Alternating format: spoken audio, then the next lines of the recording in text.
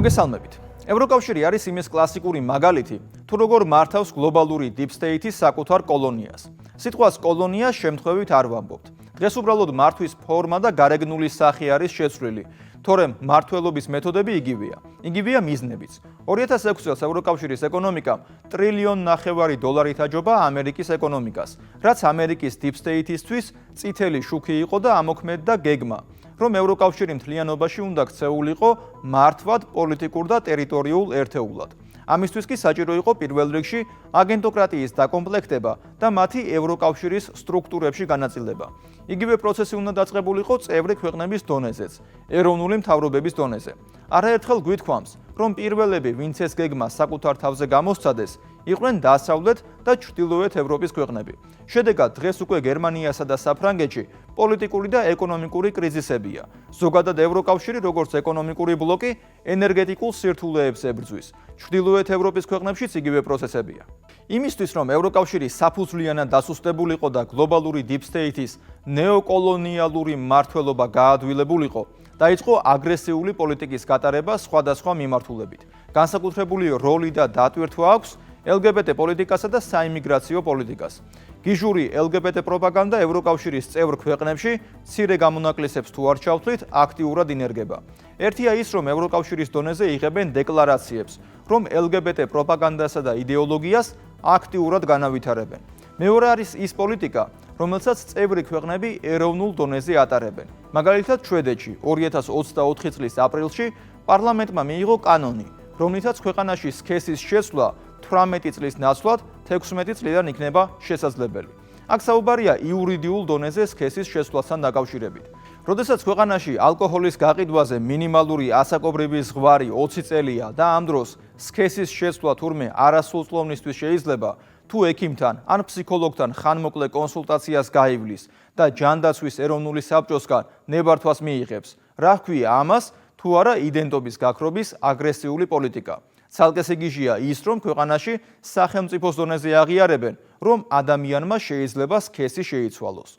LGBT პროპაგანდა არის იარაღი გლობალური deep state-ისთვის. პირველ რიგში ამ იარაღის როლი ტრადიციული, ეროვნული და ევროპული იდენტობის გაქრობაა. შვედეთი რომ LGBT პროპაგანდის კუთხით კარგი მაგალითია, ეს უკვე ვთქვით. ახლა შევხედოთ მეორე მხარეს, რასაც ჰქვია საიმიგრაციო პოლიტიკა. ევროპის საზღვრების კონტროლთან ბრძოლა ჯერ კიდევ არაბული გაზაფხულის სერიების დროს დაიწყო და პიკს მიაღწია 2015 წელს, როდესაც მაშინდელმა კანცლერმა ანგელა მერკელმა ღია კარის პოლიტიკა გამოაცხადა და გერმანია აქცია მიგრანტების უპირველეს სამიზნედ. შვედეთი ამ პროცესის მიღმა ვერ დარჩებოდა. შვედეთში წელიწადში დაახლოებით 150,000 მიგრანტი შედის. ძირითადად ისეთი ქვეყნებიდან, როგორიც არის სირია, ერიტრეა, ერაყი, ინდოეთი, სომალი, ავღანეთი. როდესაც 11 მილიონი ადამიანიდან დაახლოებით 5% არაბული წარმოშობის იქნება, ეს ნიშნავს, რომ მოცემულობა დროთა განმავლობაში კიდევ უფრო შეიცვლება ისევ და ისევ მიგრანტების სასარგებლოდ. თუ გავითვალისწინებთ იმას, რომ ზოგადად ევროპის ქვეყნებში შობადობა დაბალია, არაბული წარმოშობის ოჯახებში კი შედარებით მაღალი. 2020 წლის მონაცემებით კი შვედეთის მოსახლეობიდან ყოველი მეოთხე იმიგრანტი იყო.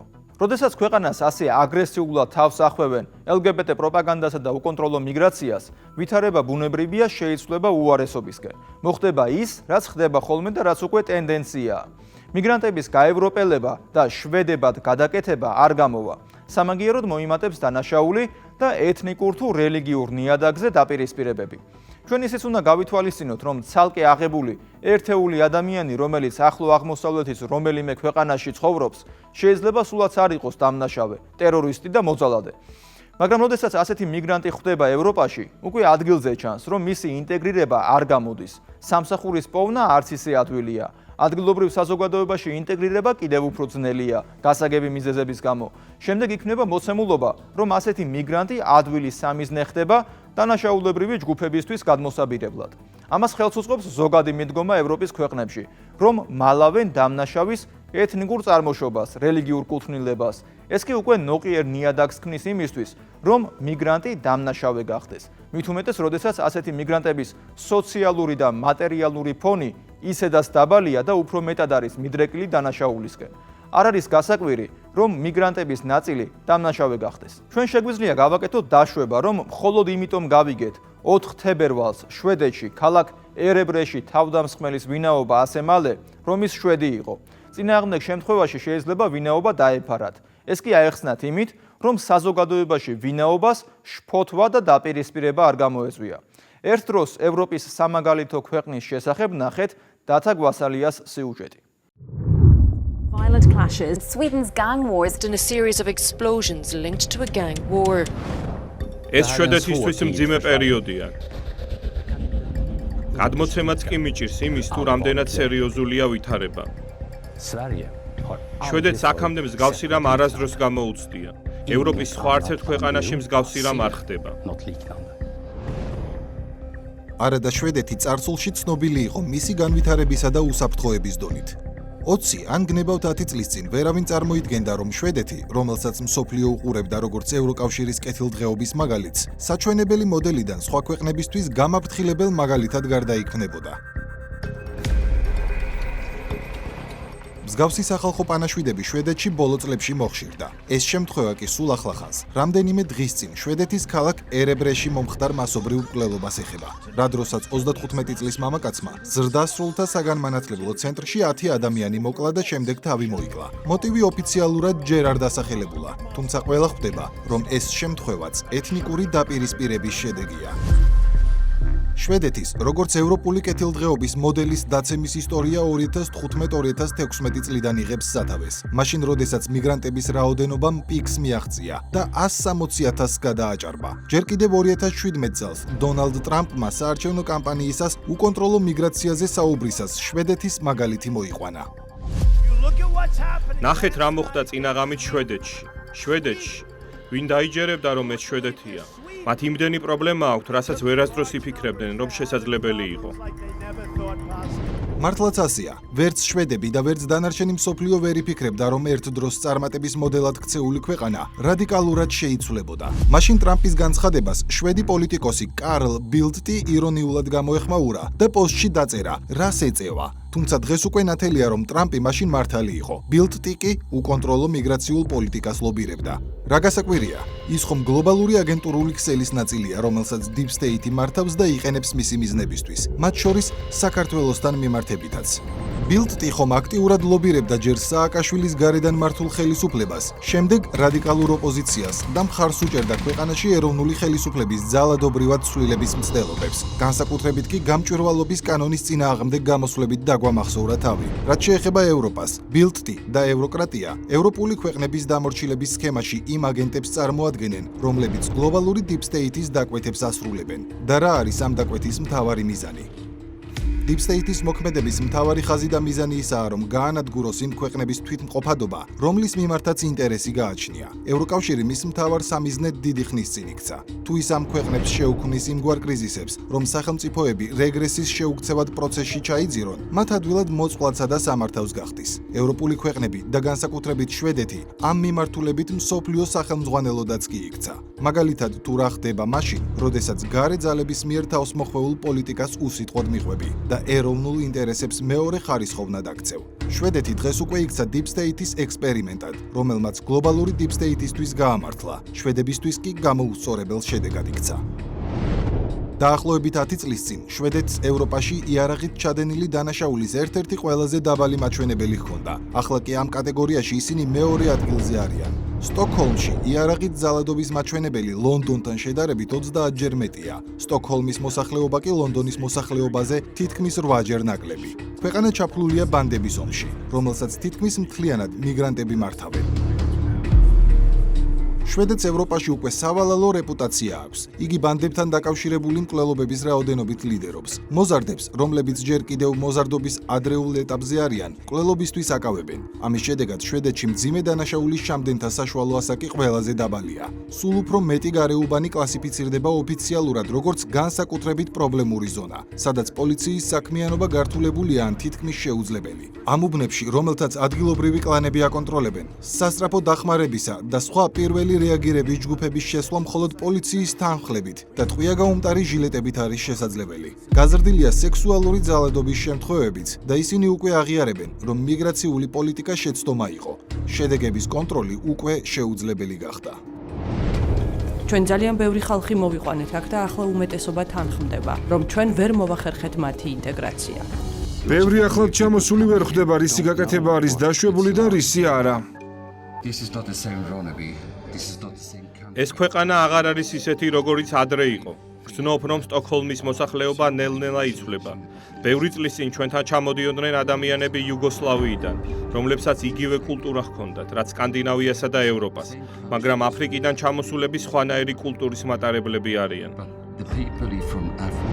და როგორ მოხდა, რომ აფრიკის ქვეყნებიდან წამოსული მუსლიმები ერთიანად მიაწყდნენ ევროპის საზღვრებს და მათ შორის შვედეთს? როგორ ახერხებენ ისინი ორგანიზებას, კატერებისა თუ გასაბერი ნავების მოძიებას, საცურაო ჟილეტებით აღჭურვას და აფრიკიდან საშუალოდ 6500 კილომეტრის გადაცურვას?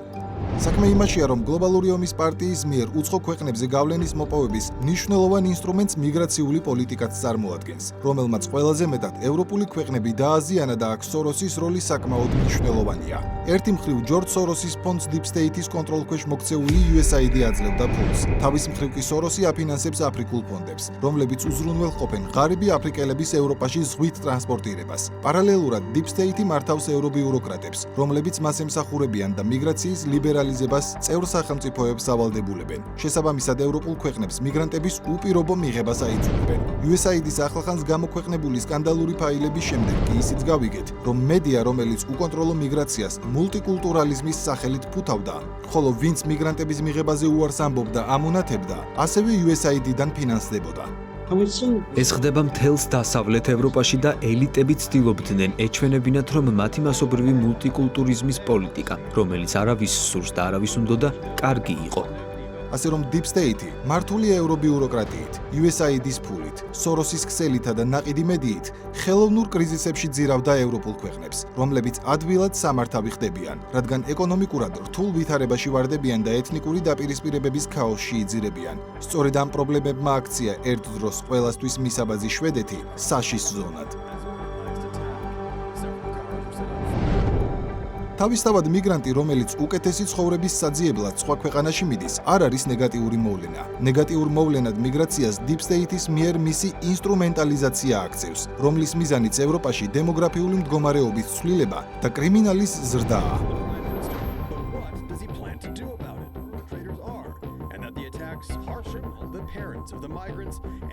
მაგალითად, შვედეთში მიგრანტების უმეტესობა სირიიდან, ერაყიდან და ავღანეთიდან იყო და ქვეყნები შიდა კონფლიქტების გამო დატოვეს. მათი უმრავლესობა ევროპაში ღარიბ გარეუბნებში დასახლდა. საზოგადოებაში ინტეგრაცია გაუჭირდათ. ისინი თავს საზოგადოების ნაწილად არ გრძნობდნენ. მრავალი მათგანი კვლავ სიღარიბეში ცხოვრობდა და სახელმწიფო დახმარებაზე იყვნენ დამოკიდებულნი. და როდესაც მათმა რიცხვმა მასპინძელ ქვეყანაში იმ რაოდენობას მიაღწია, რა დროსაც მათი ვერც შენახვა მოხერხდა სათანადოდ და ვერც ინტეგრაციის უზრუნველყოფა, ამ ადამიანებმა თავშესაფარი კრიმინალურ ცხოვრებაში იპოვეს.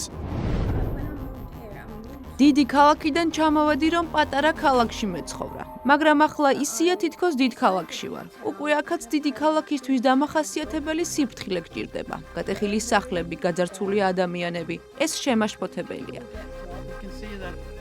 სტატისტიკას თუ გადავხედავთ, 2014 წლიდან დანაშაულის და გაუპატიურების მაჩვენებლები მუდმივად იზრდება. ამ რთულ პირობებში კი Deep State-ის მიერ მართული სოროსი კვლავ განაგრძობს ევროპული ქვეყნების და მათ შორის შვედეთის მიგრაციული კრიზისის გაღრმავებას და კვლავ შეუჩერებლად ეზიდება და აფინანსებს მიგრანტების ახალ ნაკადებს აფრიკიდან. შედეგად, შვედეთის მაგალითზე ჩანს, რომ მიგრანტების თითქმის ნახევარი დღეს უმუშევარია. ისინი 9-ჯერ მეტად დამოკიდებულნი არიან სახელმწიფო დახმარებაზე და სწორედ მსგავს მოცემულობაში პოულობენ ბანდები საკუთარი რიგების ახალ წევრებს. ბანდური ძალადობა საზღვრებსაც ცდება და მეზობელ ქვეყნებშიც თესავს შიშს. დანიასა და ნორვეგიაში უკვე შიშობენ, რომ შესაძლოა მსგავსი ბედი მათაც ეწიოთ. დანიაში ამ ფენომენს შვედურ მდგომარეობას უწოდებენ და შვედეთი, რომელიც ადრე შთაგონების წყარო იყო, მათთვის გამაფრთხილებელ მაგალითად გადაიქცა. შვედეთის მთავრობამ დიდი ხნის განმავლობაში არსებული ტაბუ დაარღვია და სამართალდამცავ ორგანოებს სამხედრო ძალადს დაახმარა წესრიგის არათუ აღსადგენად, არამედ შესანარჩუნებლად. ეს ხომ კატასტროფული ვითარებაა. გარდა ტოტალური შიშისა და დაუცველობის შეგრძნებისა, შვედებს ეკონომიკური სირთულეებიც ემუქრებათ. გაზრდილმა სროლებმა და აფეთქებებმა ქვეყნის ეკონომიკურ პროგრესს სერიოზული საფრთხე შეუქმნა. და ეს ყველაფერი უკონტროლო მიგრაციის ჯერ დაშვებამ და შემდეგ მასზე დაგვიანებულმა რეაგირებამ გამოიწვია. ყველაფრის სათავე კი ხელისუფლებაშია, რომელიც გარე დაკვეთებს ასრულებს და პრიორიტეტს გლობალური deep state-ისგან მოსულ დავალებებს ანიჭებს ნაცვლად ეროვნული ინტერესებისა. და ეს მხოლოდ შვედეთის პრობლემა არ არის. ევროკავშირის სხვა ქვეყნებიც იგივე გამოწვევებს ებრძვიან, ხოლო ვინც გარედან თავს მოხვეულ დღის წესრიგს უპირისპირდება, ბრიუსელის სამიზნე ხდება.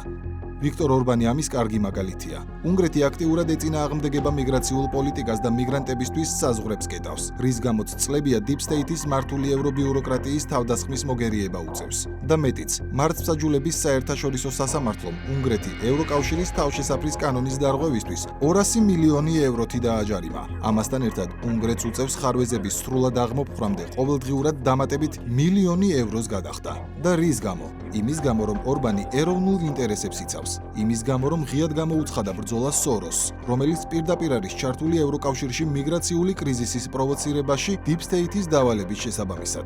ვიქტორ ორბანმა ჯერ კიდევ 2018 წელს დაიწყო სოროსის წინააღმდეგ ბრძოლა. მთელს ქვეყანაში მაშინ საინფორმაციო კამპანია დაიწყო სახელწოდებით Stop Soros. ვიქტორ ორბანმა სოროსის ანტისახელმწიფოებრივ საქმიანობას რამდენიმე მიმართულებით შეუტია. პირველ რიგში ბუდაპეშტში დახურა სოროსის მიერ დაარსებული და დაფინანსებული ცენტრალური ევროპის უნივერსიტეტი. ის ადგილი, სადაც ევროპელი ახალგაზრდების ინდოქტრინაცია ხდებოდა მავნებლური, ლიბერალური იდეებით. მეორე ეტაპზე უკვე ფონდ ღია საზოგადოებას მიადგნენ უნგრეთში და ისიც გააძევეს ქვეყნიდან. მაშინ ვიქტორ ორბანი სოროსზე ამბობდა: სოროსის ჯარისკაცები ახლა ბრიუსელს უტევენ. ისინი ძალაუფლების კონცენტრაციას ბრიუსელში ცდილობენ, ამიტომ ევროპა მძიმე პერიოდს გადის. თუ გვინდა ვიცხოვროთ ისე, როგორც ეს უნგრელ ხალხს სურს, მხოლოდ ერთი მიზანი უნდა გვქონდეს და ეს მიზანი აღნიშნული ძალების ბრიუსელიდან გაძევება გახლავთ. თუ ვინმეს უნდა რომ შერეული საზოგადოება შექმნას ქრისტიანულ ბაზაზე დაფუძნებული მუსლიმანური თემები და როგორც ლიბერალები ფიქრობენ რომ შედეგი კარგი იქნება, მოდით გააკეთეთ. ეს თქვენი ბედისწერაა, თქვენი მომავალია, მაგრამ ნუ გვაიძულებთ იგივე გავაკეთოთ. მე ვუთხარი ბევრჯერ ბრიუსელში. ბიჭებო, თქვენ შეგიძლიათ შექმნათ მიგრაციის ის სისტემა, რაც მოგწონთ, მაგრამ ნუ აიძულებთ უნგრეთს იგივეს. საინტერესო ფაქტია, რომ ამ პროცესების უკან, რომელიც ფაქტობრივად სპობს ევროპული ქვეყნების ქრისტიანულ კულტურას და არღვევს ამ ქვეყნებში არსებულ დემოგრაფიულ ბალანსს და ძირავს მას კრიზისებში, დგას კონკრეტული რელიგიური მიმდინარეობის ჯგუფი, რომელიც გამოირჩევა რელიგიური ფანატიზმით. ამ საკითხზე დღეს არ შევჩერდებით და სხვა დროს განვავრცობთ. მანამდე კი გეტყვით, რომ შვედეთის მაგალითი ცხადყოფს რა ხდება მაშინ, როდესაც ქვეყანას ეროვნული ხელისუფლების ნაცვლად გლობალური deep state-ის აგენტურული ქსელი მართავს.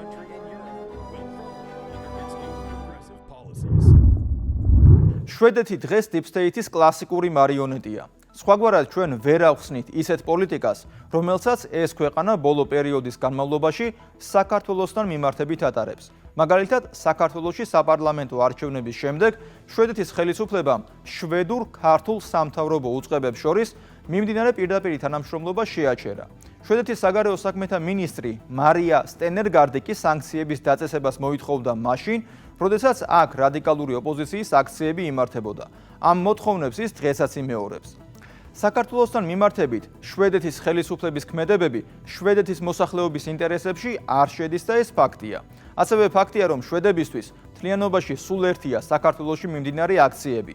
ამ აქციებზე კომენტარებს შვედი ამომრჩეველი ნამდვილად არ მოსთხოვს თავის ხელისუფლებას, მაგრამ არის მაგრამ. deep state-ისა და მოსახლეობისა და ამომრჩევლის ინტერესი ყოველთვის უპირისპირდება ერთმანეთს.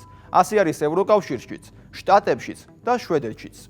მე ივანე შაიშმილაშვილი ვარ. კვირაში 4 ჯერ 21 საათსა და 15 წუთზე. უყურეთ ევროკრატიას.